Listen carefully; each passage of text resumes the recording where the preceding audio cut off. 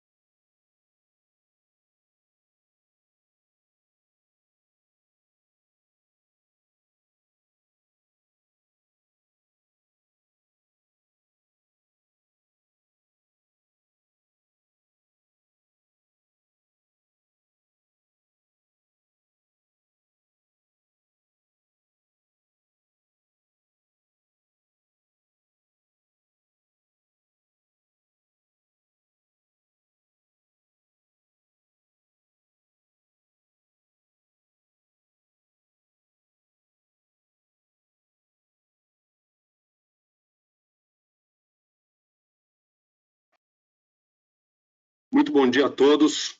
Sejam bem-vindos a mais uma live da Ipsos, agora sobre um tema tão relevante quanto urgente, que é o tema da violência contra mulheres e meninas. Foi um estudo realizado pela Ipsos, concebido pela ONU Mulheres através da sua iniciativa Spotlight. A gente vai conhecer um pouquinho mais tanto do estudo quanto da iniciativa muito em breve. Uma metodologia bastante inovadora e um tema efervescente, tão efervescente quanto relevante, num país que tem um dos piores rankings do mundo em termos de feminicídio, uma situação obviamente inaceitável. A Ipsos está presente hoje em 90 países e é a maior empresa de estudos ligados à opinião pública do mundo. Então a gente tem aí, pode beber em diversas fontes de outros estudos ao redor do mundo e fazer algumas comparações importantes. Esse foi um estudo realizado, como eu disse, através da iniciativa Spotlight da ONU Mulheres, e para abordar esse estudo a gente vai daqui a pouquinho ouvir a Cecília Alemani, que é diretora regional das Américas e Caribe da ONU Mulheres. Em seguida a gente vai ouvir tanto o contexto do tema violência contra mulheres e meninas, por que esse tema é tão relevante, através de uma apresentação da Ana Carolina Querino, que é representante adjunta da ONU Mulheres no Brasil. Um prazer ter você aqui com a gente, Ana Carolina. E em seguida a gente vai entender como foi a pesquisa, como foi realizada. Como eu disse, é uma metodologia bastante inovadora e bastante rica, que utiliza inteligência social. E quem vai apresentar para a gente é a Helena Junqueira, que é a nossa gerente de Social Intelligence Analytics aqui na Ipsos do Brasil. Helena, é um prazer ter você aqui, parabéns pela realização do estudo. E na sequência a gente vai ter um painel de discussão, mais uma vez incrível, que vai contar justamente com a Ana Carolina e a Helena Junqueira, que fizeram as apresentações anteriores. E a gente tem o prazer de ter aqui com a gente a Daniela Grelan, diretora executiva do Instituto Avon, que faz um trabalho espetacular também no tema de violência contra mulheres e meninas. E esse painel será moderado pela Ana Cláudia Malamud, que lidera a nossa área qualitativa aqui na Ipsos do Brasil, que a gente chama de IUU. Eu peço a vocês, eu sei que esse é um tema muito efervescente, muito relevante, muitos de vocês têm uma profundidade muito grande no tema, façam perguntas e comentários. O painel de discussão normalmente a gente consegue abordar muitas perguntas, muitos comentários, muitas observações que aparecem. Se vocês olharem na caixinha da plataforma que a gente usa, GoToWebinar, ali do ladinho, tem um campo perguntas. Não deixem de fazer.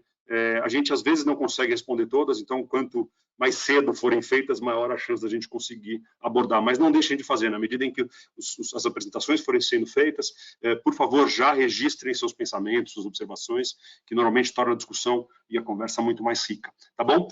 Com isso, eu queria chamar a Cecília Alemani, diretora regional da ONU Mulheres nas Américas e Caribe. Cecília, um prazer enorme ter feito esse estudo com vocês e um prazer ter você aqui. Eu peço que você abra a câmera, por favor, para dar as suas boas-vindas.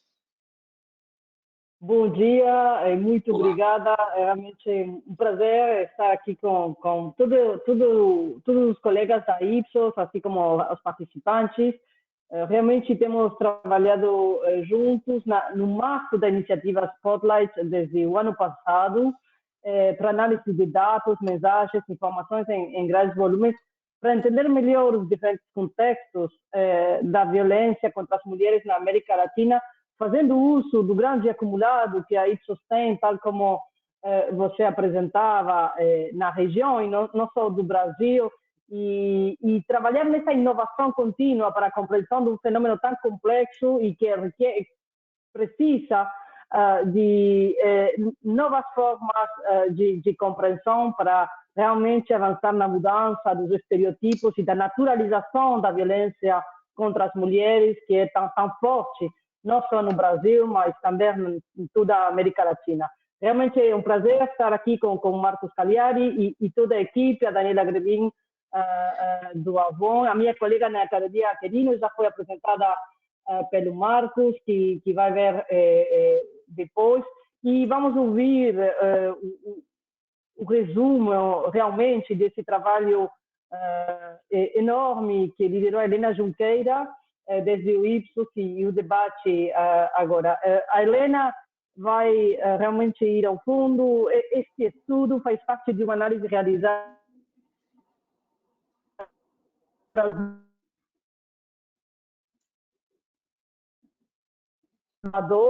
e nos permite ter uma perspectiva mais ampla das conversas, mas também do desenho de campanhas e de estratégia de sensibilização, não só para as mulheres, para toda aquela organização, instituição, tanto desde o Estado como da sociedade civil e mesmo da academia, que tenta compreender essa problemática, mas também trabalhar sobre a transformação dos padrões de violência que conhecemos na região e no Brasil em particular.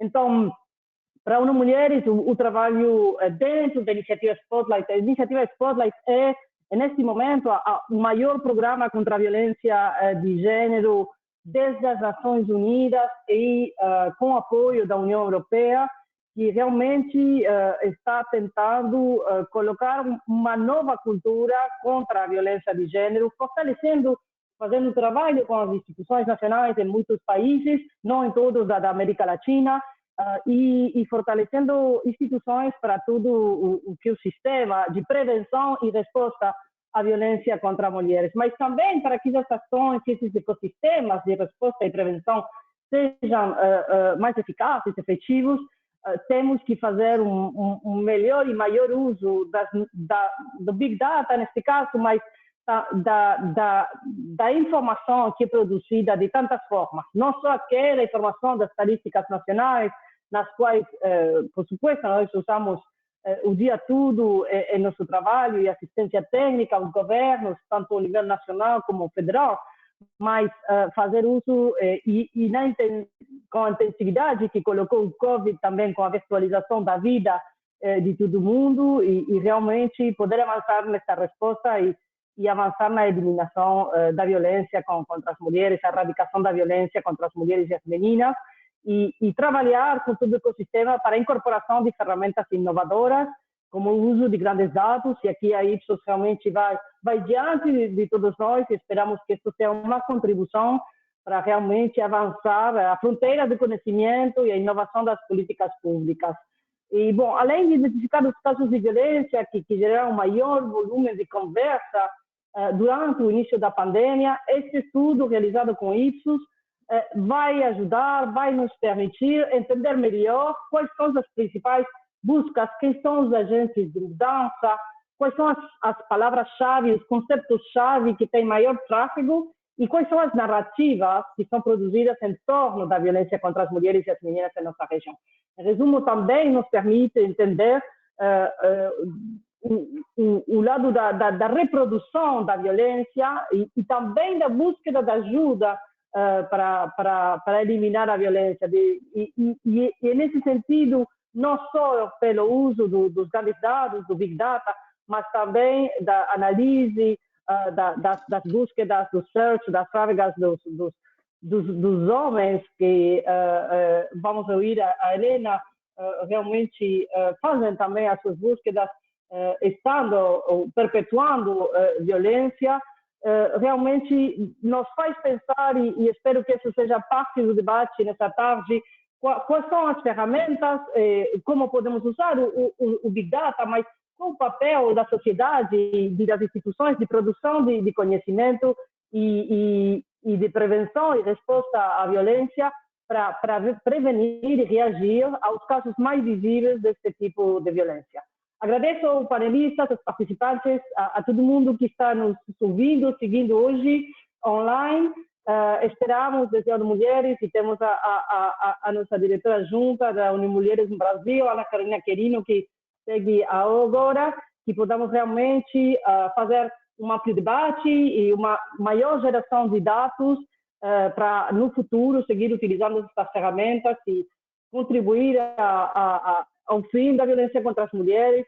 Sempre falamos, tem que ser agora, não pode ser amanhã, não pode ser o ano que vem, mas também contar com elementos, evidência empírica, como essa que hoje vamos apresentar aqui, ajuda a também projetar as políticas públicas do curto, mediano e longo prazo. Assim que, com isso, agradeço a todo mundo e volto a palavra para os organizadores. Muito obrigada. Obrigado, Cecília. Obrigado mais uma vez. Parabéns pelo trabalho que vocês têm feito numa luta para aterrissar, né, esses grandes números estatísticas nacionais que você falou, que é assim que a gente aprende como é que a gente interrompe esse ciclo tão maléfico para a sociedade, uma luta que tem que ser de todos nós. Cecília, mais uma vez, muito obrigado, parabéns pelo trabalho. E com isso eu queria chamar agora a Ana Carolina Querino, que vai dar o contexto do tema violência contra mulheres e meninas. Obrigado, Ana Carolina, pela sua presença, viu? Muito obrigada, Marcos. É um grande prazer estar aqui com todos vocês nessa manhã.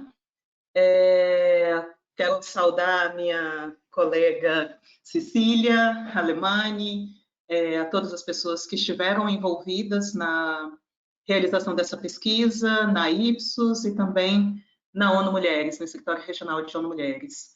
O que eu gostaria de compartilhar com vocês aqui nessa manhã para iniciar esse diálogo, esse debate? Basicamente, seriam algumas informações referentes à violência contra as mulheres no Brasil e como que nós estamos em termos de contexto, em termos de desafios, né? O que aqui qual é o chamado que nos é feito?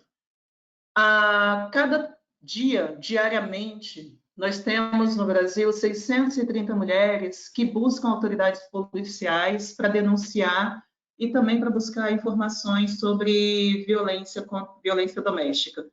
Durante a pandemia, a gente observou dois fenômenos. Um, que foi a queda de registros de violência contra mulheres. Enfim, violência doméstica caiu 7,4%, ameaça quase 12%, estupro 14%, mas foi uma queda de registro que escondeu, na verdade, um aumento, ou que tem indícios de que, na verdade, o que aconteceu foi uma dificuldade de acessar os serviços e de buscar ajuda, porque houve, por um lado, a redução da concessão de medidas cautelares, e a queda dos registros, mas houve um aumento de 16% nas chamadas de emergência para a polícia, o Disque 190, e um aumento também no número de chamadas ao Disque 180. Então, esses números eles mascaram, na verdade, o que estava acontecendo, né? Qual era o verdadeiro contexto quando a gente fala de violência contra as mulheres durante a pandemia. Alguns estudos que foram divulgados, tanto aqui é uma compilação de resultados, né, do Fórum Brasileiro de Segurança Pública, pesquisas Datafolha, pesquisas do Instituto Igarapé,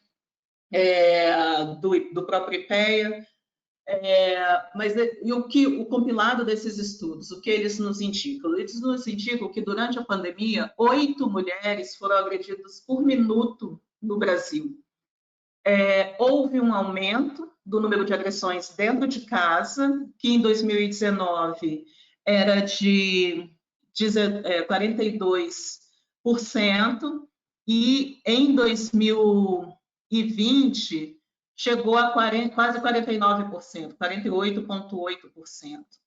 E isso, quando a gente desce para as especificidades, né, os tipos de violência, a gente tem que a maior parte, o maior percentual, estava relacionado com ofensa verbal, o que é um indício interessante, porque normalmente, assim, o que a gente observava, normalmente não, mas o que a gente observava há algum tempo atrás, era que a noção de violência era apenas aquela que chegava a ser um ato físico, né? Então, seja violência sexual, seja agressão física ou mesmo o assassinato. Mas aqui a gente já tem uma indicação de que a violência, as mulheres estão entendendo como violência também, os insultos, a violência psicológica e outros tipos de violência que não são tão explícitos.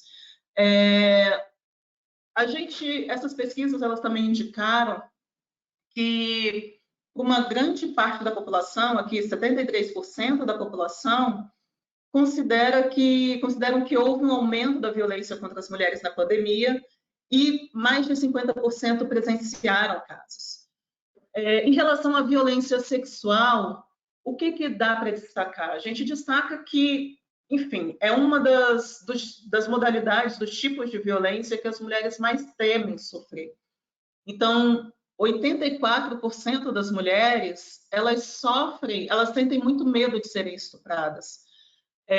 Quase 38% durante a pandemia sofreram algum tipo de assédio sexual. E mais de quase 74% dos crimes sexuais, eles foram contra vulneráveis, então contra pessoas menores de 14 anos ou pessoas incapazes de consentir ou oferecer alguma resistência a esse tipo de violência. E o que é mais chocante, uma mulher foi vítima de assédio sexual a cada 8 minutos no Brasil em 2020.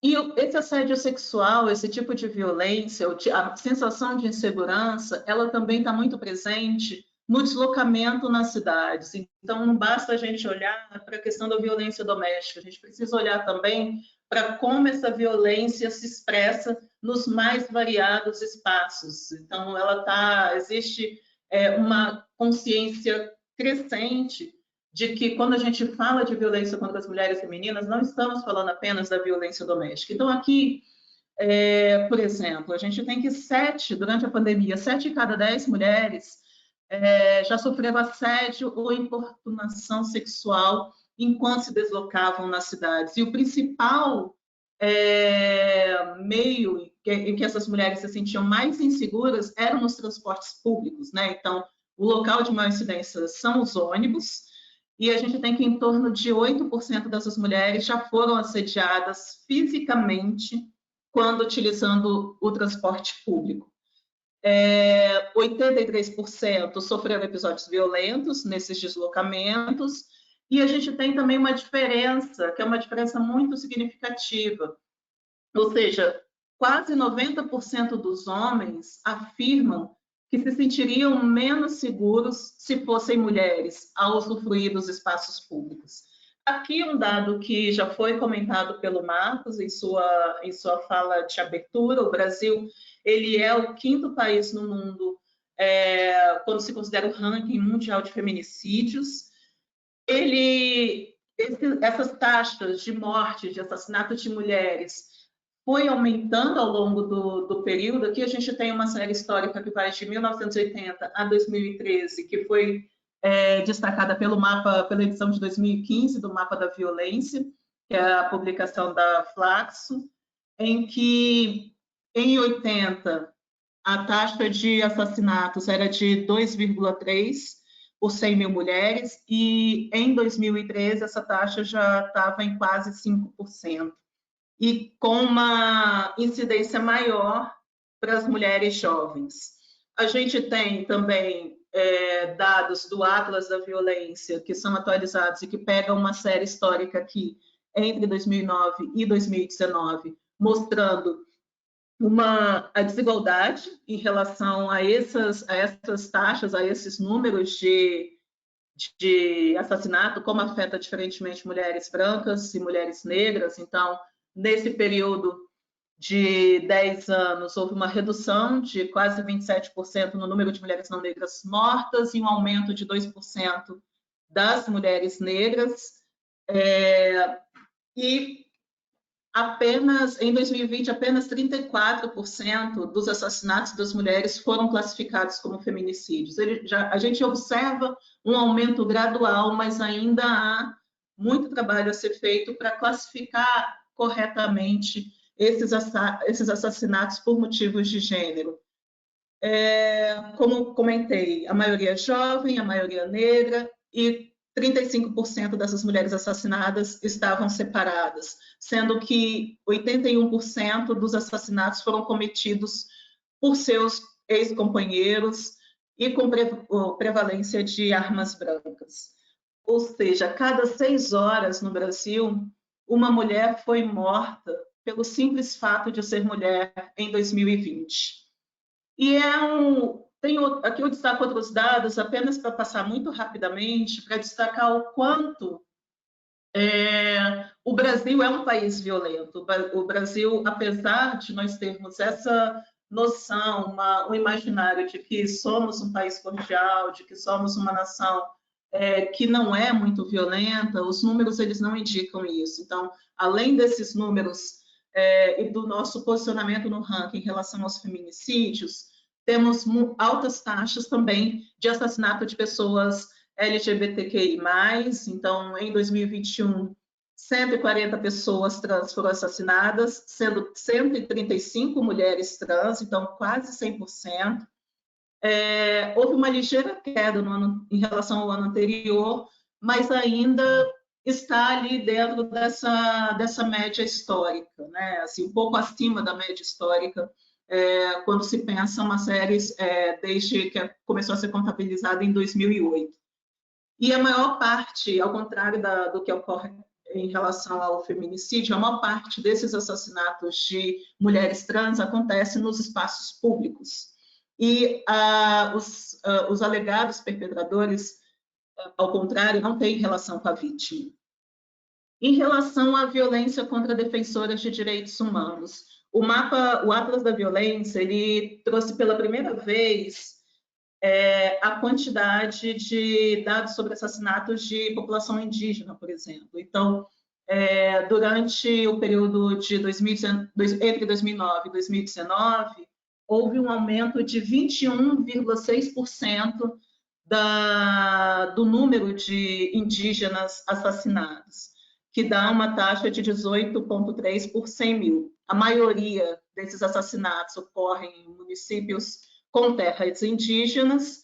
E o que isso indica quando a gente relaciona com a questão de defensoras de direitos humanos?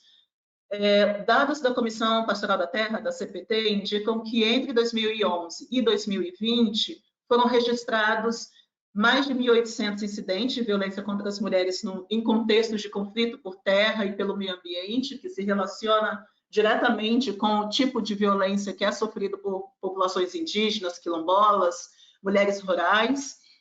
E desses dados, a CPT também destaca que, além desses assassinatos, assim, desses incidentes de violência, que 77 foram tentativas de assassinato, 37 assassinados, a maior parte na região norte, e no que se refere especificamente às mulheres, foram 446 ameaças de morte, 37 estupros e 98 prisões de mulheres. Já no que se refere a quilombolas, os dados da CONOC e da Terra de Direitos indicam que foram 6 mulheres quilombolas assassinadas, e ao contrário dos homens, todas essas mulheres assassinadas, elas exerciam algum papel de liderança nas suas respectivas comunidades. Então, o que a gente tem é essa indicação de como esses dados, como a violência no Brasil, ela tem cara, ela tem sexo, ela tem cor, e ela está relacionada também a determinadas causas. Então, quando se pensa na sua forma de enfrentar e prevenir essas situações, a gente tem que ter essa noção mais ampla, né, de quais são os tipos de violência que acontecem em nossa sociedade. E aí tem outros tipos que também estão em destaque, como a violência política. Esse ano é o ano eleitoral, e esse é um tema que devemos acompanhar de perto, e também a violência no ambiente de trabalho, em linha com o que está preconizado na Convenção 190 da OIT. Então, era isso que eu gostaria de compartilhar com vocês nesse momento, para iniciar a nossa discussão, nosso debate. Muito obrigada. Obrigada, Ana Carolina. Oi, pessoal, acho que vocês já devem estar me vendo. Eu sou a Helena. A Ana Carolina fez uma introdução incrível aí para a gente desse tema. A gente começou esse trabalho por uma iniciativa da ONU Panamá, da ONU Mulheres do Panamá, com a Cecília, que falou aqui para vocês anteriormente. E a ONU nos procurou justamente a partir desse contexto da pandemia, para a gente entender um pouco de como estava essa situação de violência, as conversas sobre violência, as publicações sobre violência na internet. Então, o nosso foco foram feminicídios e femicídios e violência contra mulheres e meninas. E esse projeto, ele não foi feito só no Brasil, a gente tinha outros 4 países. Desculpa, só apertei, acho que alguma coisa errada aqui.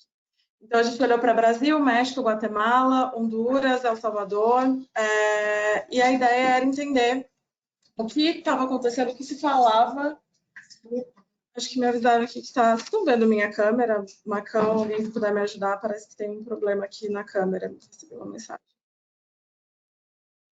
Tá tudo certo? Estamos vendo bem, Helena. Ah, tá bom. Então, a ideia era entender como estavam essas publicações, né? Então, o projeto teve 2 focos.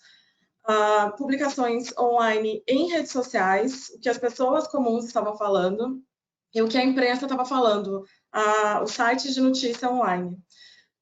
Então, a gente fez esse trabalho com 3 pilares. Toda a busca foi feita pelo Sintese, que é a nossa ferramenta, a ferramenta da Ipsos, de coleta de dados online. A gente teve um trabalho bem apurado de inteligência artificial. Estou falando aqui de quase 5 milhões de publicações. Então, para analisar esse total, a gente precisou de um algoritmo para entender o que isso estava acontecendo, né? Como é que essas publicações estavam sendo distribuídas nas redes sociais e nas publicações online. Então, a gente tem um algoritmo para nos ajudar a codificar esses dados. Quando você olha para 5 milhões de dados, você precisa ter uma forma de estruturar essas publicações. E aí, claro, meu time aqui com uma análise de insights sociais, né, para conseguir traduzir esses dados em conhecimento. Então, trazendo uma visão geral para vocês desses 5 países, o primeiro dado que a gente percebeu é que no Brasil a gente tem um volume muito maior de publicações, mais do que... E aí, claro, eu estou falando de Brasil e México, que são países maiores do que Guatemala, El Salvador e Honduras, então já era esperado que esse volume fosse maior. Só que no Brasil a gente tem uma velocidade de publicações, uma velocidade de crescimento dessas publicações que é muito maior do que dos outros países. Ou seja, o Brasil não só fala mais em termos de volume, mas o Brasil, a cada mês, aumenta essa quantidade de posts mais do que os outros países. Só que, fazendo o cruzamento com a quantidade de feminicídios que a gente tem em cada país e com acesso a internet de cada país, o que a gente percebe é que o México, na verdade, é o que fala mais para cada feminicídio que acontece. Então, a gente tem, esses dados foram cruzados com a taxa CEPAL de feminicídio. Se vocês olharem aqui nessa segunda coluna, a gente tem a taxa de feminicídios para cada 100 mil mulheres e o volume de feminicídios em números absolutos aqui na terceira coluna. Quando a gente cruza com acesso à internet no país e com o volume de publicações online, o México é o que mais fala, ou seja, para cada feminicídio que acontece, o México é o que mais está comentando sobre os feminicídios, seja na imprensa, seja nas redes sociais. Então, acho que tem um trabalho aí do Brasil de falar mais. Falta ainda no Brasil um pouco de lembrança desse tema, que não está tão presente ainda na internet, quanto a gente vê no México.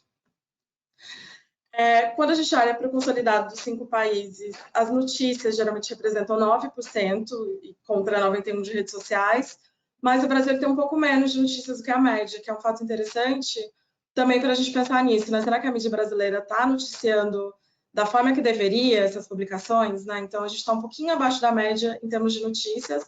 Por outro lado, é interessante ver que os brasileiros estão falando mais em redes sociais do que a média. E aí, antes de entrar, de fato, nas publicações, a gente foi olhar para o que as pessoas estavam buscando no Google.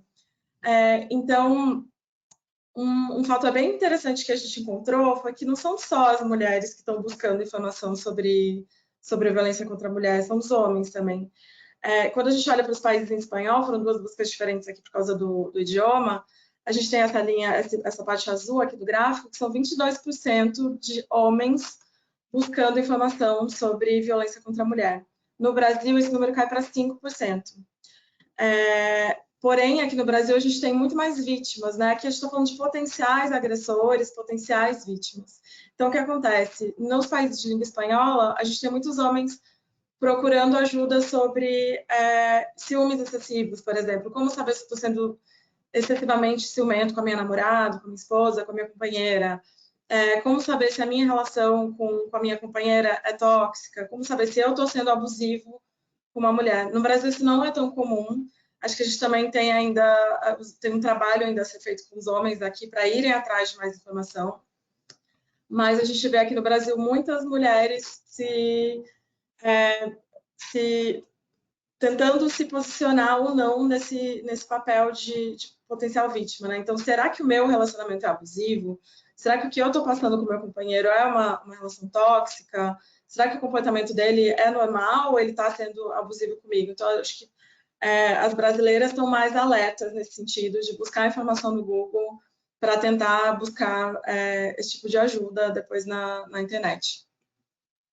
E um fato interessante, quando a gente pensa, né, nos homens buscando ajuda, esse exemplo aqui do Brasil, mas a gente tem já grupos de recuperação para homens que são agressores, né? Então, aqui no Brasil a gente tem um programa do Ministério Público que já atendeu aí, a gente tem esses dados aqui de 2020, que já tinham atendido ali algumas centenas de homens, e desses homens, 260 passaram por esses grupos e não tiveram novas ocorrências de participação em algum tipo de violência contra a mulher. Então, o que a gente percebe, até conversando com outras pessoas, que acho que mais tarde no painel a gente pode até falar um pouco sobre isso, mas aqui, de fato, esse tipo de grupo funciona bem, os homens recebem informação, eles são educados, eles têm uma espécie de aulas, né? Então, entendendo o que é a violência contra a mulher, quais são os tipos de violência, e aí a reincidência ela é mínima. Nesse caso aqui do programa do Ministério Público, a gente não tem percebido reincidência.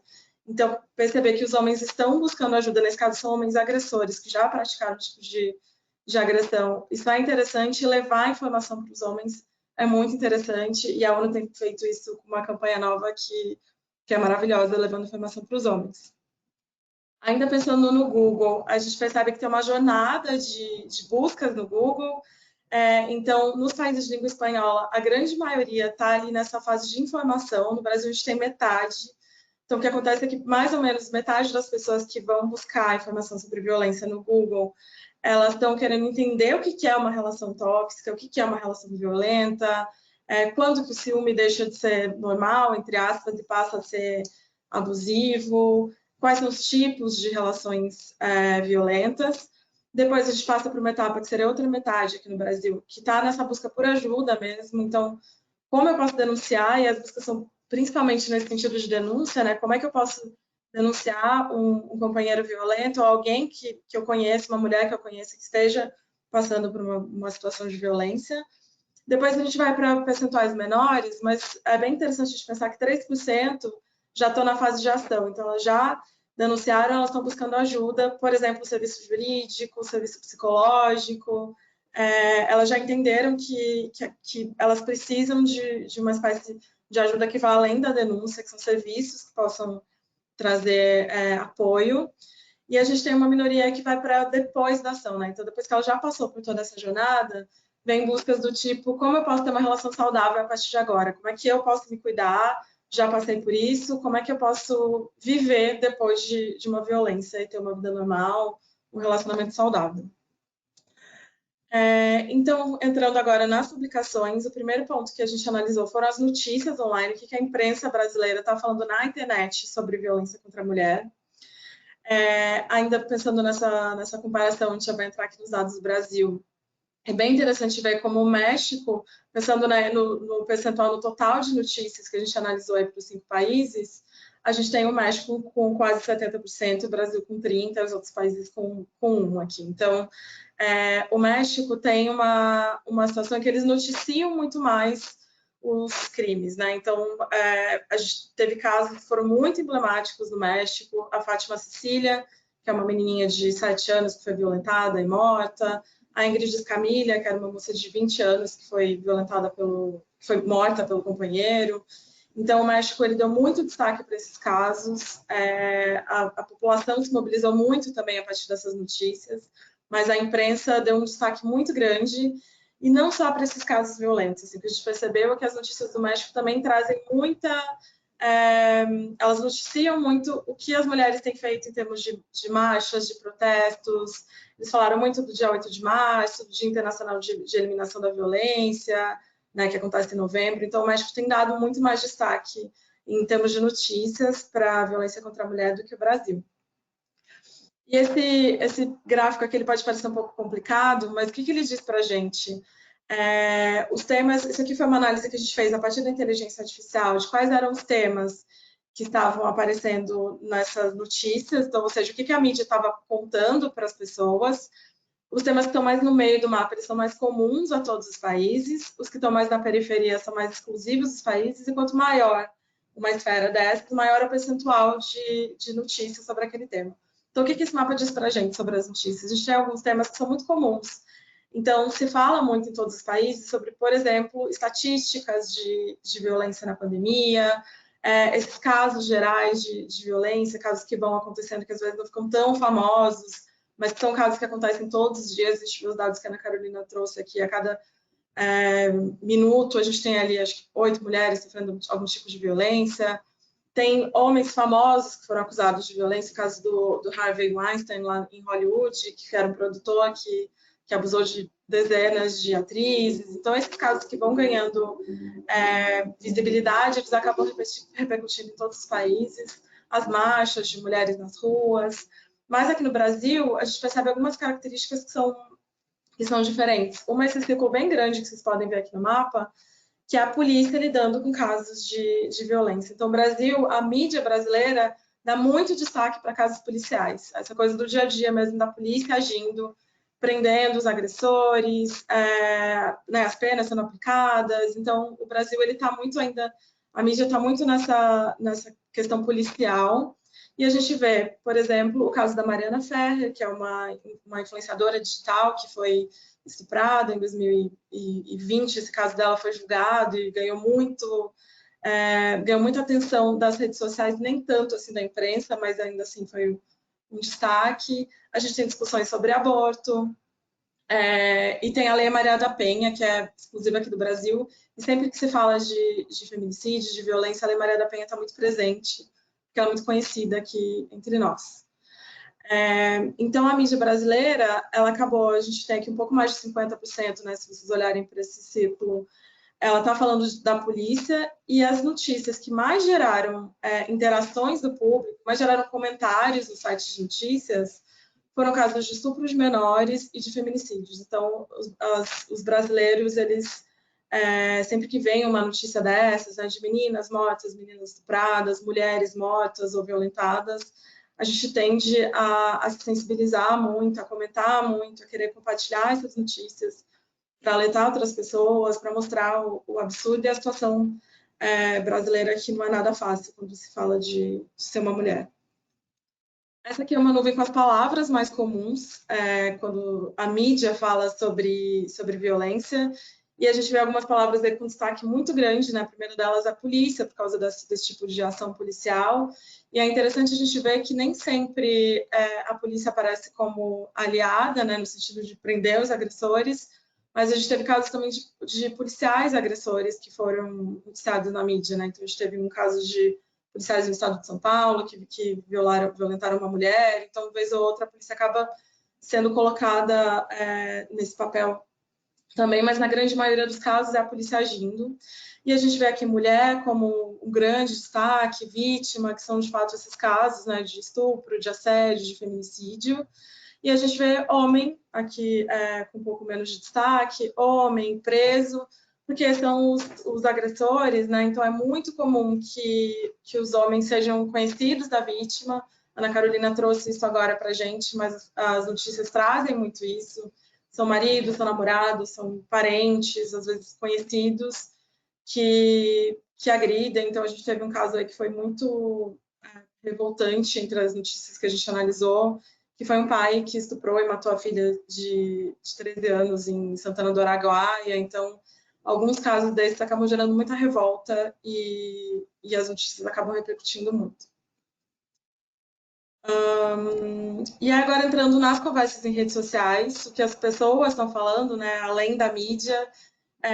Então, aqui a gente vê já, vocês lembram que ali, quando a gente falava de notícias, a gente tinha o México com quase 70%, mas quando a gente fala das pessoas, das conversas nas redes sociais, a gente tem 70% do Brasil. Então, o Brasil está um pouco atrás em relação a notícias, mas o Brasil é o país que mais fala mesmo, que mais está no Twitter, no Instagram, no Facebook, nos fóruns, falando sobre violência contra a mulher, tá? E aí, quais são os nossos números aqui no Brasil? Essa base que a gente analisou tinha 2,5 milhões de pessoas falando sobre violência. Esses 2,5 milhões de posts geraram 15 milhões de interações e um número que é bem impressionante, que são 724 bilhões de impressões. Ou seja, cada um desses posts, né, foi visualizado, potencialmente visualizado muitas vezes, e a gente tem um potencial de que eles tenham sido vistos 724 bilhões de vezes. A gente está falando, é uma métrica que parece muito impressionante, mas em redes sociais a gente tem esse tipo de métrica muito alta, porque são as visualizações que vão aparecendo para as pessoas. De novo, trazendo esse mapa agora para as conversas de redes sociais, o que a gente tem de destaque aqui para o Brasil, né? A gente tem uma coisa da cultura de estupro que é muito forte. Essas discussões estão muito em torno de como esse contexto cultural brasileiro acaba dando um pouco de espaço, às vezes defendendo um pouco da violência, né? Então, a gente vê, por exemplo, as pessoas nas redes sociais dizendo que quem defende o estuprador também pode ser considerado um estuprador. Que piada sobre estupro não é piada, é apologia ao estupro.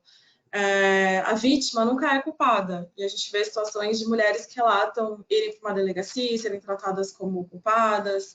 A gente teve o caso da Mariana Ferrer, que foi bem hostilizada durante o julgamento do caso, então a gente teve ali o advogado do agressor dizendo não, porque ela estava muito sensual, ela bebeu, esse tipo de coisa. Então, as pessoas vão, de fato, para a internet dizer não, nós não somos culpadas, a vítima é a vítima, a gente não tem que inverter os papéis. Um outro caso que foi muito emblemático aqui no Brasil foi de uma menina de 10 anos que foi estuprada pelo tio, engravidou e realizou um aborto legal. E os dados dela foram vazados e as pessoas foram para a porta do hospital protestar contra o aborto. Então, isso gerou discussões muito acirradas nas redes sociais. Então, a gente acaba vendo aqui um ciclo bem grande aqui sobre pessoas a favor do aborto que foram defender essa menina, que é uma criança, que estava realizando um aborto legal depois de um estupro. Então, esse tipo de discussão acaba movimentando muito as redes sociais. A gente vê as pessoas que são contra, que são a favor. Então, esses casos brasileiros, o da Mariana Ferrer e dessa menina, acabaram trazendo muito a discussão sobre violência para as redes e até para as ruas, inclusive. Então, quando a gente vê aqui a distribuição, né, dos temas, a gente vê que o estupro e essa questão do aborto foram uma discussão muito presente nas conversas, e as pessoas não ficaram só nas redes, elas foram para as ruas. Então, eu trouxe algumas fotos que representam isso, né? Mulheres que foram pedir justiça pela Mariana Ferrer, mulheres que foram para as ruas pelo fim da cultura do estupro, aqui o caso de uma pessoa no protesto dizendo que crianças não são mães, que é o caso da menina de 10 anos. Então, é muito interessante ver como as redes sociais têm esse papel de mobilizar, né? De levar as pessoas para as ruas e não ficarem limitadas a só ao ambiente online.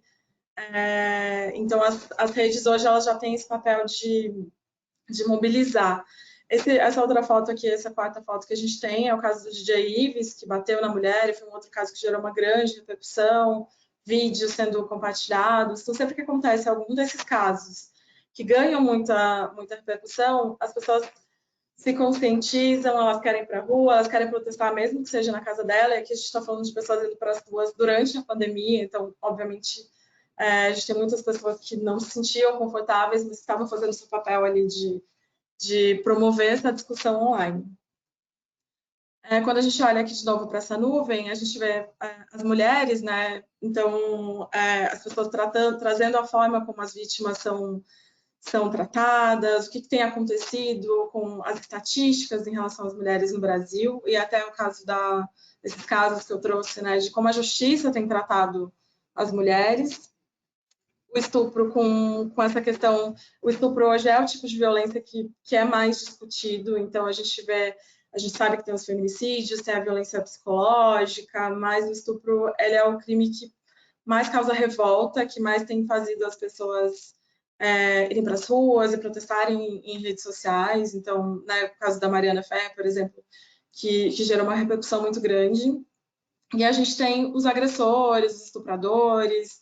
Então, o que a gente percebeu no Twitter eram muitas pessoas trazendo essa sensação de impunidade, né? Dizendo, o homem hoje que estupra, talvez ele não seja condenado. Se ele for um homem branco, de classe média alta ou classe alta, que tem algum tipo de privilégio, ele pode não ser culpabilizado. Então, essa sensação de impunidade, isso muito trazido pelo caso da Mariana Ferrer, tem sido muito presente nas discussões online.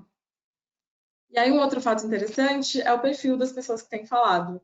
E aí, no Brasil, a gente tem 54% de mulheres falando sobre violência em redes sociais, mas é interessante que quando a gente olhou para a média dos 5 países, a gente tinha mais homens. Então, na América Latina, essa proporção se invertia, eram 55% de homens. Aqui no Brasil, a gente já tem uma maioria de mulheres, e são mulheres jovens, que estão ali na faixa dos 18 aos 34, em maioria. E é claro, a gente tem que lembrar que aqui a gente está falando de redes sociais, que já tem um perfil mais jovem, mas é interessante ver como as jovens brasileiras estão se mobilizando para falar sobre esse assunto. Uma outra análise que a gente fez foi das emoções que eram trazidas nessas conversas. Quando a gente fala de violência, claro, até imaginei que não fossem aparecer sentimentos positivos aqui, mas, surpreendentemente, o segundo sentimento mais presente é positivo, é de admiração e aprovação, e o primeiro sentimento é a raiva. Então, como é que esses sentimentos positivos aparecem, né? Como é que a gente tem ressignificado esse tipo de sentimento? Quando a gente fala de campanhas, de protestos, de mulheres indo para as ruas, ou de penas sendo cumpridas, ou da justiça sendo feita, algum agressor sendo preso, esse tipo de sentimento positivo aparece. São as mulheres que ficam satisfeitas com aquele desfecho, ou que se sentem felizes ou orgulhosas de estarem nas ruas, ou de verem outras mulheres indo às ruas para protestar, para lutar contra a violência. Então, esse tipo de sentimento positivo aparece. Mas a raiva ainda é o principal sentimento. A gente tem raiva, aborrecimento, a repugnância, né, o nojo, a decepção, que são sentimentos bem fortes quando se fala de violência aqui no Brasil.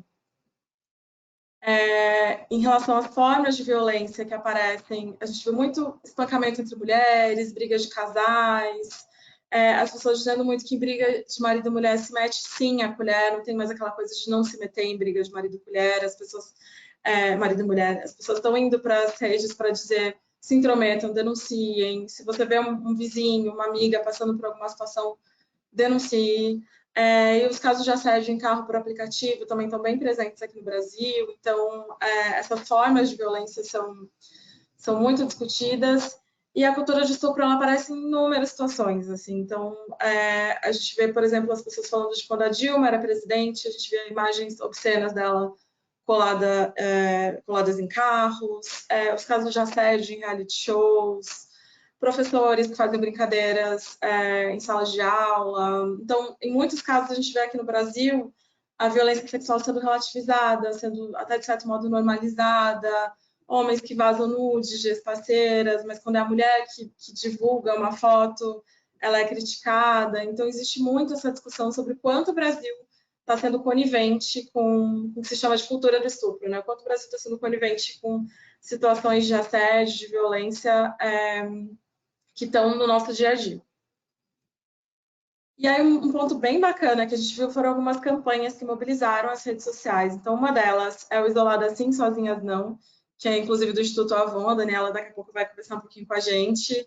Mas foi uma campanha bem bacana durante a pandemia para dizer que estamos isoladas em casa, mas não estamos sozinhas.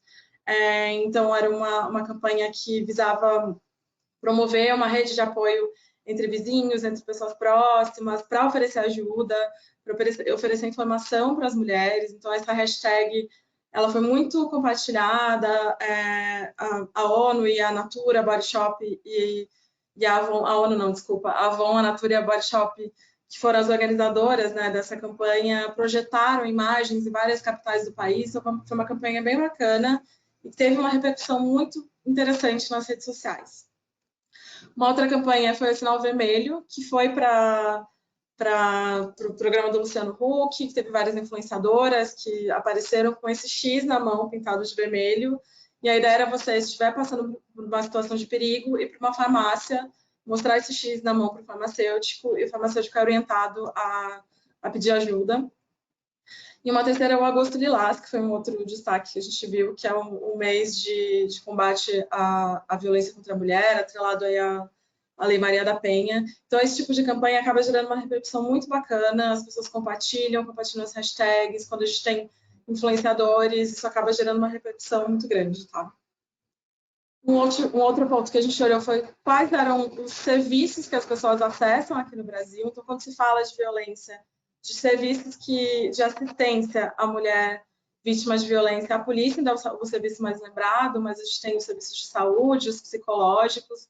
Então, as brasileiras entendem que a mulher tem direito a serviços de saúde, não só o atendimento, mas também um aborto legal em caso de estupro, e ela precisa de ajuda psicológica. Então, esse tipo de serviço ele precisa ser mais disseminado, além do serviço policial em redes sociais. E aí, para a gente fechar, alguns pontos que a gente percebeu aqui no estudo foi que, quando se fala de ajuda do governo em relação à violência contra a mulher, a ajuda por telefone ainda é mais lembrada, então discar não só para a polícia, mas também para o 180, que é a central de atendimento à mulher, o 181, que é o disque denúncia. Então, a gente tem dados aí do governo que dizem que só no primeiro semestre de 2021 foram registradas mais de 72 mil denúncias. Então, de fato o serviço que as pessoas mais lembram quando precisam de ajuda. É ligar para a polícia, ligar para algum desses números e pedir ajuda. Então, essa é a principal atuação do governo hoje. Mas a gente tem, eu falei da Lei Maria da Penha anteriormente, a Maria da Penha é uma figura muito importante quando se fala de violência contra a mulher hoje no Brasil. Então, quando se fala de ONGs, de instituições, acho que o Instituto Maria da Penha é o mais importante hoje, pela simbologia que a Maria da Penha traz. Ela virou símbolo mesmo de luta contra a violência contra a mulher. E esses dados que a gente tem aqui são de buscas do Google. A Maria da Penha hoje tem mais buscas no Google do que o termo violência doméstica. Então, ela é, sim, muito lembrada, as pessoas querem conhecer a história dela, querem entender a história por trás da mulher que gerou a lei.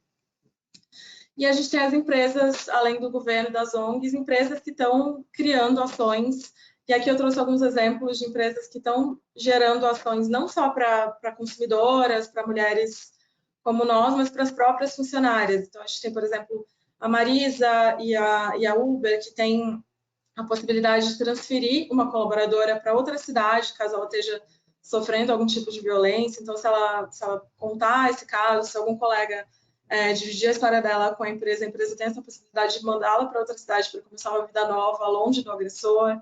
A gente tem o Magalu, que lançou uma função no aplicativo para que as mulheres possam denunciar e dizer que estão em perigo, né? Então, você dizer para o seu marido que está aqui fazendo uma compra, mas ela está, na verdade, denunciando de forma discreta.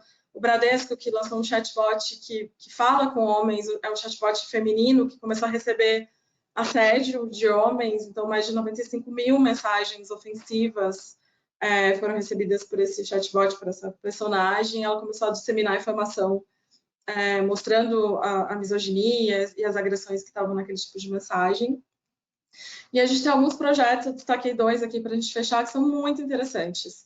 Um deles é o Justiceiras, que é um projeto feito por 3 ONGs, e é um projeto que visa difundir serviços de ajuda para mulheres que estão passando por violência doméstica. Então, a gente tem, na verdade, um grupo de voluntários, se você é um advogado, uma médica, uma psicóloga, ou até um homem que um desses cargos, ou até uma mulher que queira prestar ajuda, que queira prestar apoio a outras mulheres que estão sofrendo de violência. Esse site, ele reúne essas pessoas, reúne esses voluntários para trazer assistência jurídica, psicológica, assistência social de forma virtual para mulheres que estejam passando por alguma situação de violência. É um projeto bem bacana, que eu recomendo que vocês conheçam.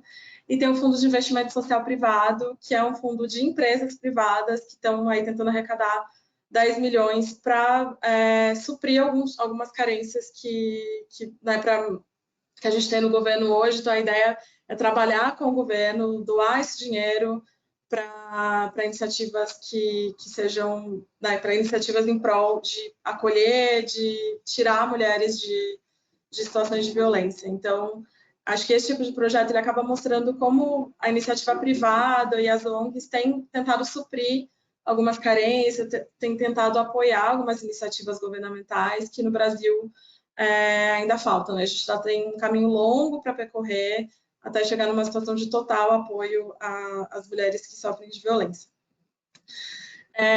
Convido vocês a conhecer um dashboard que a gente fez com esses dados. Então, são dados que estão em espanhol, porque a gente trabalhou aqui com a ONU do Panamá, mas esse dashboard a gente tem dados de 2020, dados numéricos de violência contra a mulher, mas ele é bem interessante.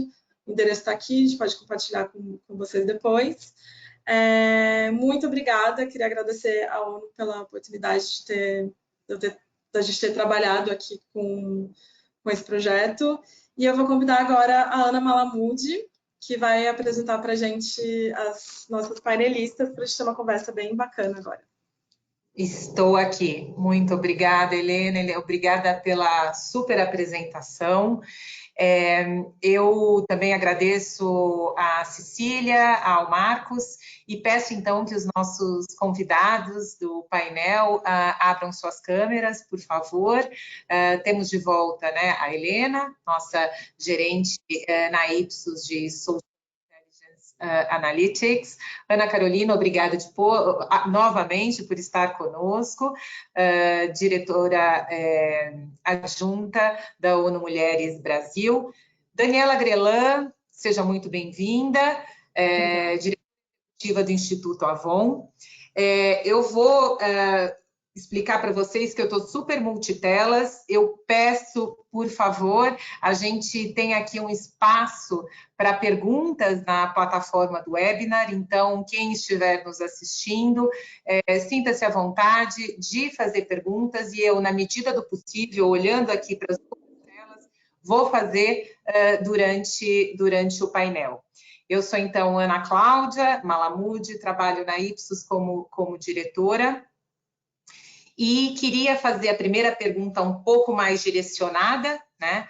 A Ana, a Cecília comentou sobre a iniciativa Spotlight, e eu gostaria de dar o espaço para a Daniela para nos contar rapidamente sobre o Instituto Avon e como se dá a atuação frente a outras instituições privadas, poder público e organizações sociais. Por favor, Daniela.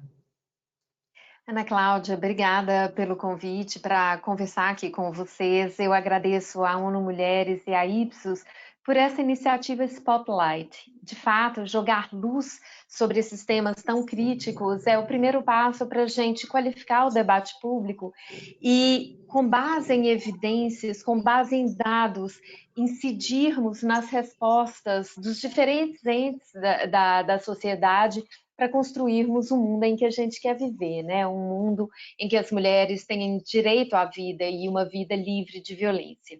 O Instituto Avon trabalha nesse sentido desde 2008 na causa do enfrentamento à violência contra as mulheres.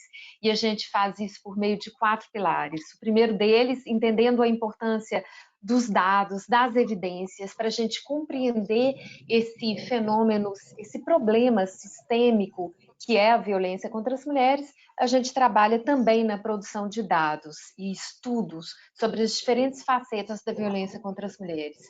Temos um pilar de trabalho que é o investimento em projetos que buscam trazer respostas da sociedade civil organizada no enfrentamento desse problema. Atuamos também como uma frente de advocacy, buscando trazer esse desejo, né, esse clamor social às autoridades, à rede que tem a responsabilidade de apresentar respostas de proteção à mulher.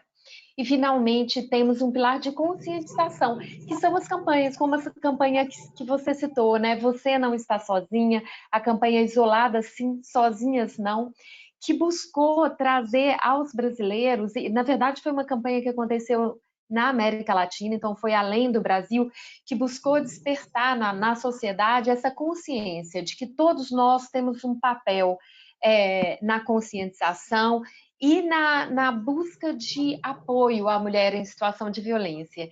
E é interessante, Ana Cláudia, que a gente observou no mesmo período, o próprio Instituto Avon fez um trabalho também de pesquisa que olhou o tema de violências contra as mulheres durante a pandemia, e a gente fez uma tomada de janeiro a março de 2019 e fizemos uma segunda tomada em 2020, já no período pandêmico. E uma das coisas que a gente observou é que a denúncia de casos de violência na internet, então foi uma pesquisa também olhando o comportamento das pessoas durante o período pandêmico na internet, a gente viu um aumento de 211% nas denúncias de vizinhos em relação a casos de violência que eles observavam. Então, a gente viu que esse tipo de campanha, de fato, contribui, né? Embora a gente não possa estabelecer claramente uma relação de causa e efeito, existe a correlação entre as campanhas que convidam as pessoas a olharem atentamente e tomarem posição clara no tema da violência contra as mulheres e, de fato, um maior protagonismo de vizinhos e parentes ao denunciarem situações, instâncias de violência que eles passaram a observar durante o período pandêmico e durante o período de isolamento social. E abrindo um pouco mais para falar sobre essas diversas formas de enfrentamento à violência, a gente viu nas apresentações que são vários os tipos de violência, né? Do assédio moral, sexual, até o feminicídio. Vamos falar um pouco mais sobre essas formas de enfrentamento? Falamos aqui das campanhas e o que mais a gente pode trazer? Também. Ana Carolina, né? Tá. Obrigada. Oi, tudo bom, Ana? Eu acho que eu posso começar e talvez a Daniela, a Helena possam... Bom, não sei, enfim, estou só aqui jogando. Super livre, gente. Vamos lá. Oi? É super livre, é uma conversa mesmo. Porque assim, uma coisa são as ações de prevenção e outra coisa são as ações de enfrentamento e resposta. Eu acho que no nosso país, e nossa sociedade em geral, nós acabamos focando muito nas ações de resposta, mas ainda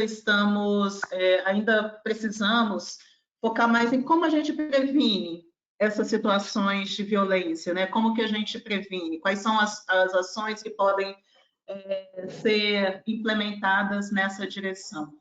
porque a violência ela acaba sendo uma manifestação dessa desigualdade de poder, né? Dessa adoção de como é constituída a masculinidade, de como é constituída, de como estão cristalizados alguns papéis tradicionais de gênero. Então, a gente precisa... Eu sei que a gente está avançando muito, mas a gente precisa muito mais desenvolver ferramentas e ferramentas inovadoras para desconstruir esses papéis, né? Para desconstruir cada vez mais esses papéis tradicionais para as mulheres e esses papéis tradicionais dos homens, né? Essa questão da masculinidade, essa relação de poder que muitos ainda têm em relação às mulheres. Porque quando a gente olha os números de feminicídio, a gente vê, por exemplo, que a maior parte dos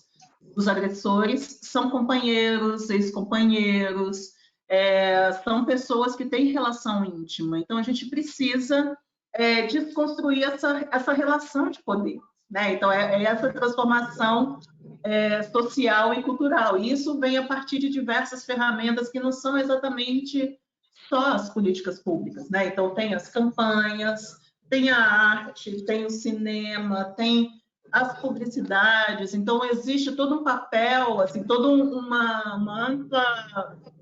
amplo ferramental que passa pela desconstrução desses estereótipos, né? Então, acho que um foco ele deve ser em relação a essa questão. Então, eu lembro, enfim, campanhas que já foram implementadas, o valente não é violento, assim, porque para você ser homem, você não precisa ser violento. Não precisa ter essa relação de poder. O movimento Eles por Elas, né, com a noção de desconstrução de uma masculinidade patriarcal, eu achei interessante esse termo, né, que a nova fase do movimento Eles por Elas traz. Então, primeiro é a discussão da masculinidade tóxica, que é de como o homem se constitui como homem, mas de masculinidade patriarcal, que é como essa constituição, essa noção de masculinidade, ela está alicerçada em valores patriarcais.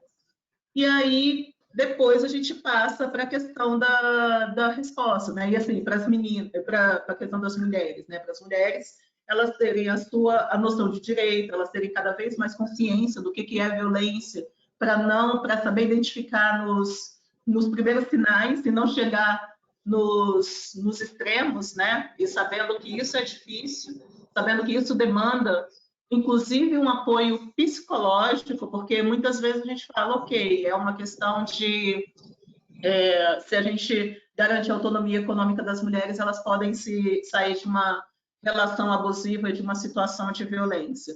É um fator fundamental, mas ele único não dá, ele sozinho não dá conta. É preciso um apoio psicológico, algum apoio em outro sentido, para que essa mulher se fortaleça emocionalmente e possa se libertar identificar e se libertar dessa relação abusiva.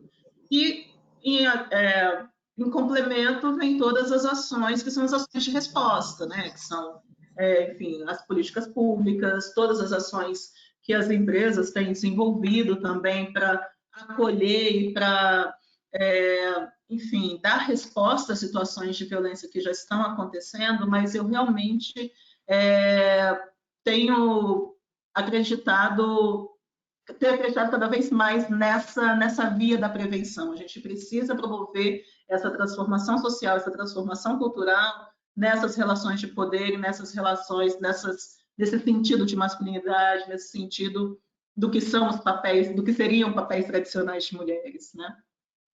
É interessante que o nosso estudo denunciou, né, a cultura do estupro. E aí eu quero aproveitar para pegar também o gancho da apresentação da Helena. A gente teve lá 5% de participação de homens, né, publicações de homens.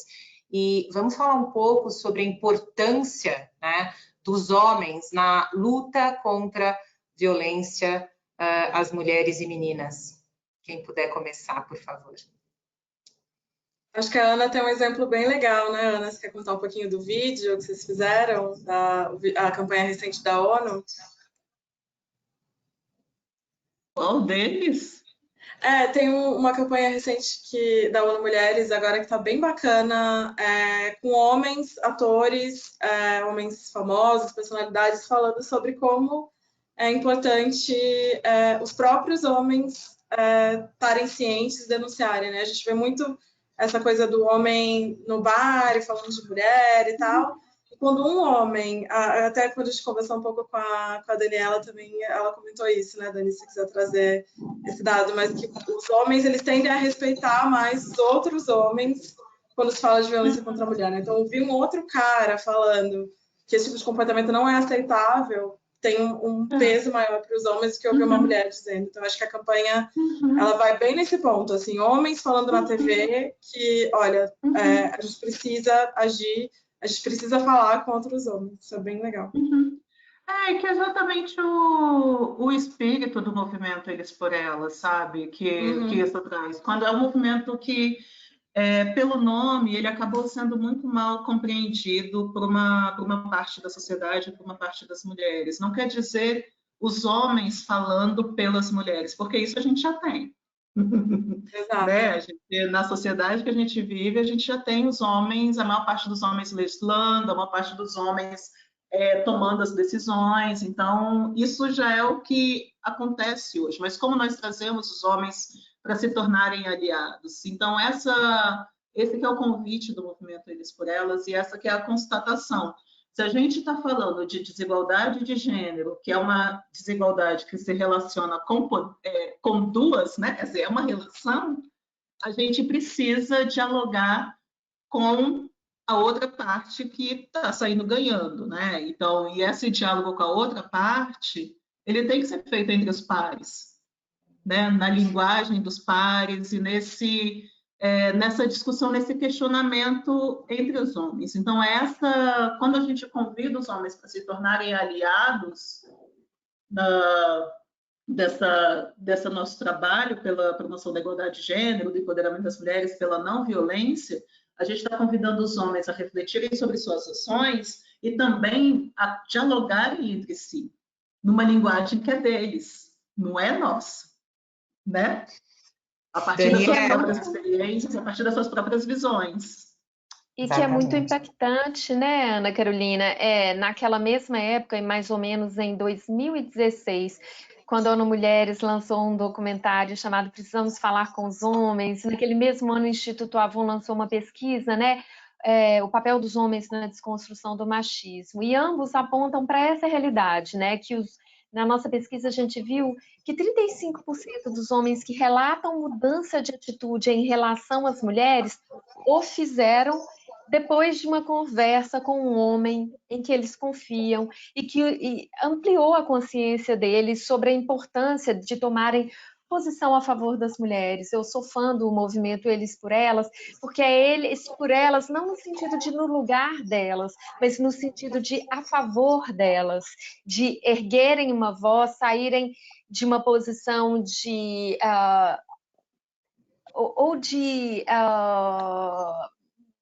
negligência ou de suposta neutralidade, que na verdade não existe, e tomar posição firme a favor das mulheres. É interessante nessa pesquisa que a Ipsos acabou de mostrar, um dado que veio para mim na forma de alento, é ver o quanto os homens buscam informações na internet sobre exatamente como não ser um perpetrador de ações violentas. Isso enche meu coração de esperança. Mas a mesma internet que mostra esse interesse ativo dos homens por entenderem melhor como a violência contra as mulheres se manifesta, como escapar de uma dinâmica de um relacionamento abusivo, essa mesma internet mostra também alguns riscos que muitas vezes passam ocultos. E aqui eu gostaria, talvez, de chamar a atenção de vocês de dois tipos de violência que a nossa pesquisa Cyberbullying nos mostrou, pesquisa divulgada no ano passado. A primeira tem a ver com o perigo oculto da pornografia na internet. E a pornografia online foi muito consumida durante o período pandêmico. A gente viu um crescimento no volume de acessos a conteúdo de pornografia online de 35% e 55% de aumento no número de visualizações de vídeos que têm teor de violência. Ou seja, esses vídeos que são publicados nas plataformas de pornografia e que fazem referência a títulos como meninas e mulheres desacordadas, meninas e mulheres inconscientes ou alcoolizadas, ora, todos esses são eufemismos às situações de violência sexual, porque sexo sem consentimento caracteriza a violência sexual. O consumo desse tipo de conteúdo de pornografia, que na verdade manifesta, né, situações de violência sexual, ele tem que ser olhado com muito rigor, porque ele transforma, na verdade, a pessoa que está consumindo esse conteúdo em cúmplice desse tipo de violência. E esse tipo de violência já é hoje tipificada na nossa legislação. Então, a gente precisa olhar também para esse tipo de violência que cresce na internet. Um outro tipo de violência, então eu me referi primeiro à pornografia, que na verdade traz conteúdos não consentidos e que, portanto, trazem conteúdos de violência sexual. E agora eu gostaria de me referir também àqueles grupos de masculinistas que se escondem em chams ou fóruns anônimos na internet e que, de forma muito organizada e tecnologicamente sofisticada, produzem conteúdo extremamente agressivo e nocivo para as mulheres, exatamente porque ele é difundido em ambientes online, para números de pessoas que praticamente um número incontrolável de pessoas, que expõem a mulher de forma perene a conteúdos que ela não consentiu e muitas vezes conteúdos que não fazem referência a nenhuma situação real, mas que são conteúdos de deepfake que criam realidades que não existem com o objetivo específico de atingir a mulher. Ora, essas são formas de violência que nascem nos ambientes digitais, mas que têm consequências muito reais e muito nocivas para a saúde mental, saúde física e interação social das mulheres que são vítimas.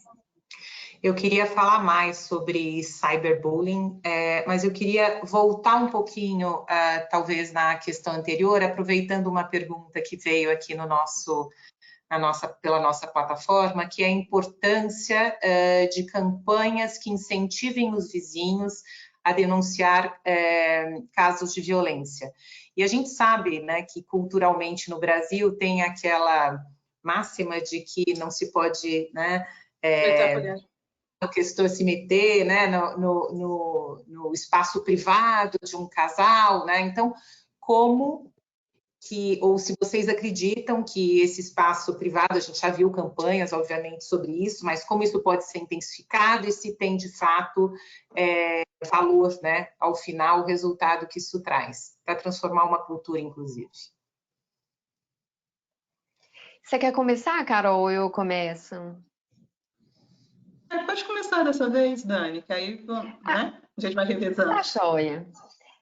Ana Cláudia, eu acredito muitíssimo na importância do que a gente chamaria de vigilância solidária, ou vizinhança solidária, na verdade, que é essa atitude de não desviar o olhar quando você vê uma mulher perto de você em situação de violência e você é aquela pessoa que pode buscar ajuda, que pode denunciar.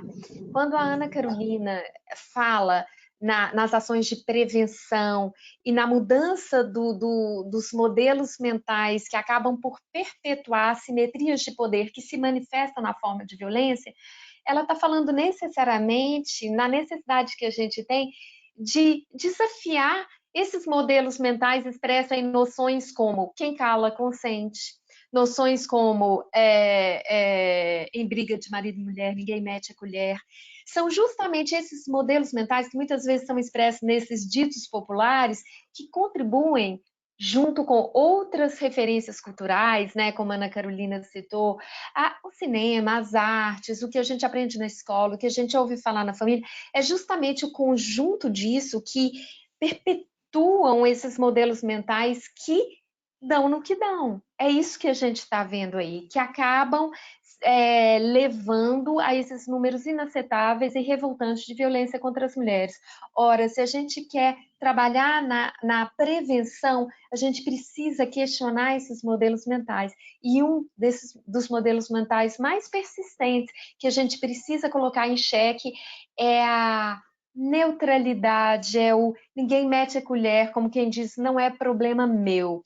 Será que não é problema de cada um de nós? Se é um problema que está embrenhado nas famílias, nas escolas, nas entidades governamentais, nas empresas, no espaço público, no transporte público, será que não é problema meu? Quer dizer, afeta a vida de todos nós, deixa rastros terríveis. Um dos exemplos que eu posso citar são os órfãos do feminicídio. Então, como assim não é problema nosso? É um problema que permeia toda a nossa sociedade. Diante dele, não há neutralidade. Realmente não há neutralidade. A neutralidade aqui, nesse caso, como diz, né, citando o Yuval Harari, é um voto pelo status quo.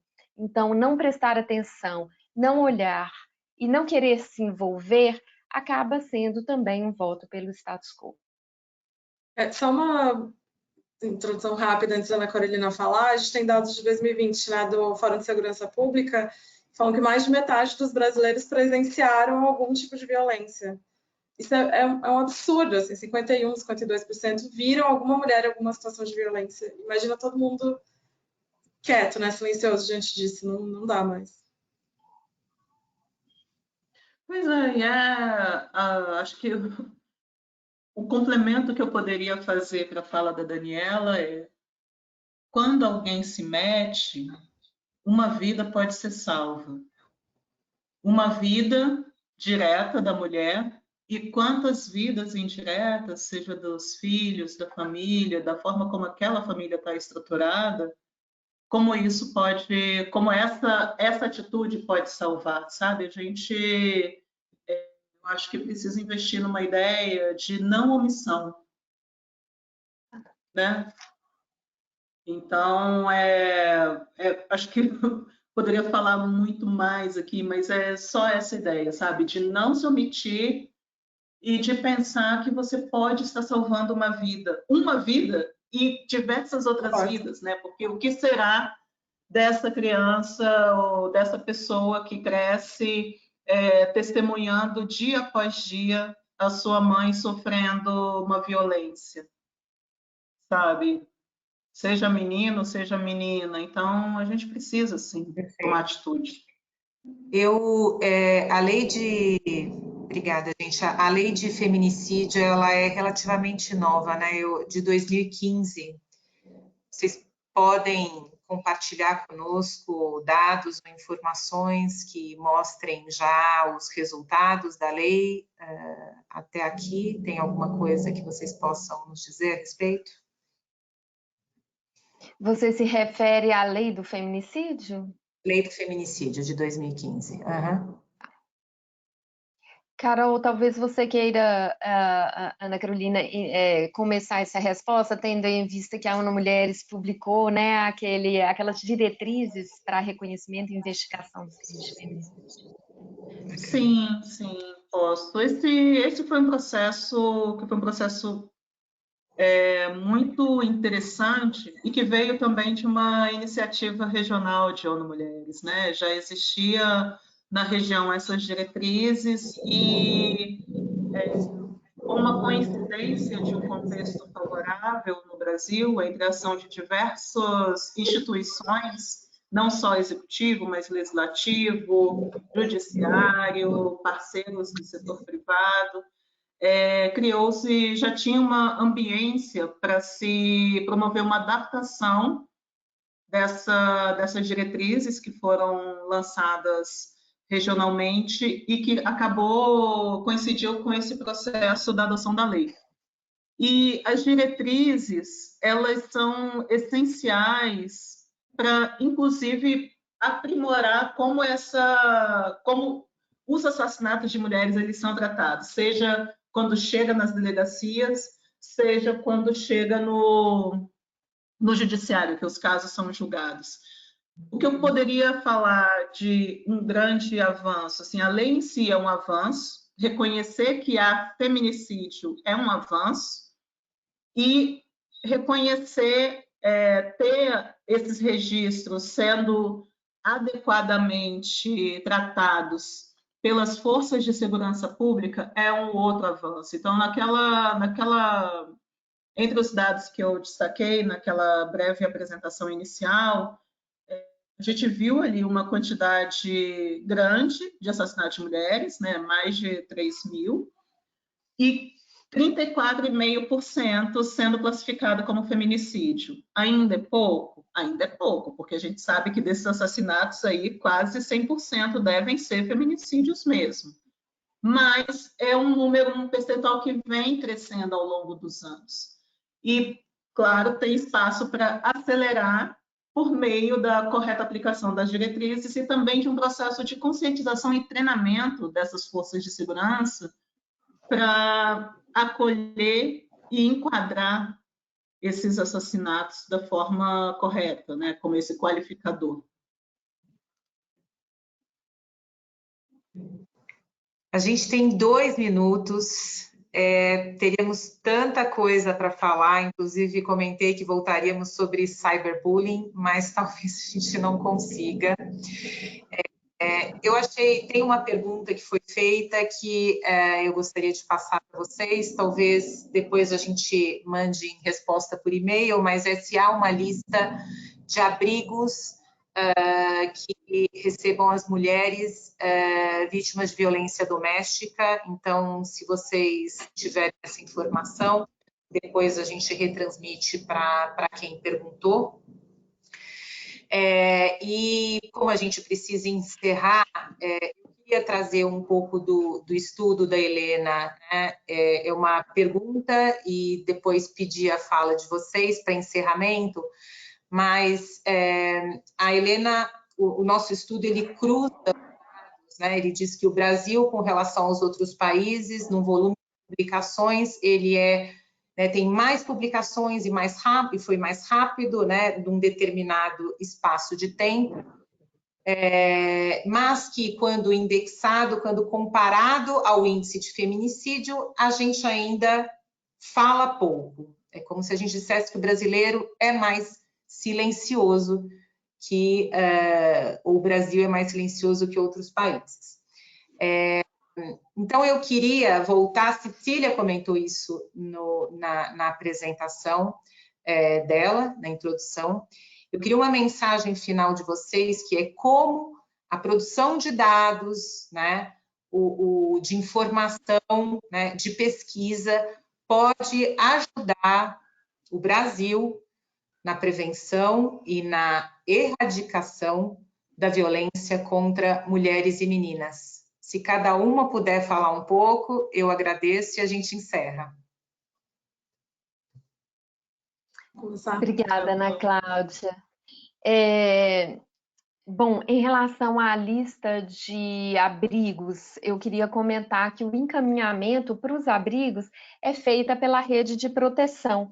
E a melhor maneira de conhecer a rede de proteção à mulher, que é composta por organismos como o Centro de Referência de Atendimento às Mulheres, os CREAS, os CRAS, as delegacias da mulher naquelas cidades que têm, a melhor maneira de conhecer o correto encaminhamento para uma determinada mulher é ligar o 180, que também atende vizinhos, que também atende familiares, justamente para fornecer informação e encaminhamento correto para aquele caso específico, de acordo com a cidade em que ela esteja.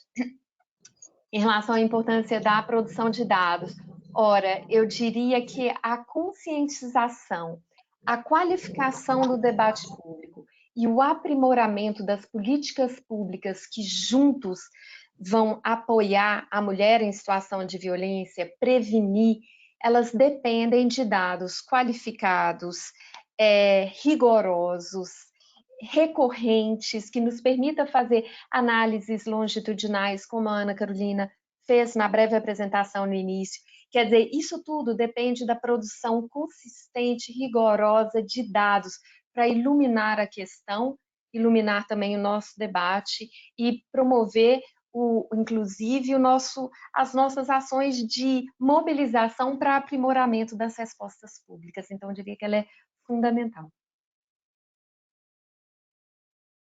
Esse é o primeiro ponto, né? Assim, contra informações e contra dados, não há argumentação contrária. Então, é o primeiro passo. A gente precisa ter uma base sólida de dados, o Brasil carece de uma pesquisa específica sobre violência contra as mulheres, específica e recorrente, porque se você não tem informação, o problema não existe. Ele pode ser apenas uma percepção, e a gente precisa criar essa consciência de que o problema, sim, existe e de como ele se manifesta. Eu pensando como pesquisadora, uma coisa que eu tive muito presente, assim, que eu tenho muito como pesquisadora, é contar histórias, né? A gente, além dos dados, os dados estão aí também para trazer as histórias dessas mulheres, então esses dados contam a história da Mariana, da Ingrid Escamilha, da Fátima Cecília, dessas meninas, mulheres que estão passando por essas situações. Então, o dado ele também tem isso. Assim, esses números são muito importantes, essas histórias precisam ser contadas. Acho que as empresas, as iniciativas que estão trabalhando com isso precisam trazer essas histórias até como inspiração para outras mulheres, né? A gente tem a Maria da Penha aí como um grande exemplo e tem inúmeras outras que podem contar essas histórias delas para a gente. E como que as empresas podem gerar mais impacto, né, nas redes sociais. Então, acho que essa pesquisa, ela vai ter uma evolução, eu espero, muito positiva, né, num curto espaço de tempo. E quero agradecer aqui a presença de vocês, esse espaço para mim, assim, aprender com vocês também um pouco mais, minha obrigação, não só como pesquisadora, mas como mulher que sou, né, e ativista. Fico feliz pela troca, feliz pela oportunidade de ter sido parceira com a ONU Mulheres nesse projeto. E, mais uma vez, obrigada, Daniela, pela presença nos nossos painéis, sempre muito importante. Helena, parabéns pelo estudo e até a próxima. Obrigada a todos. Obrigada. Muito parabéns obrigada. Pelo estudo. Tchau.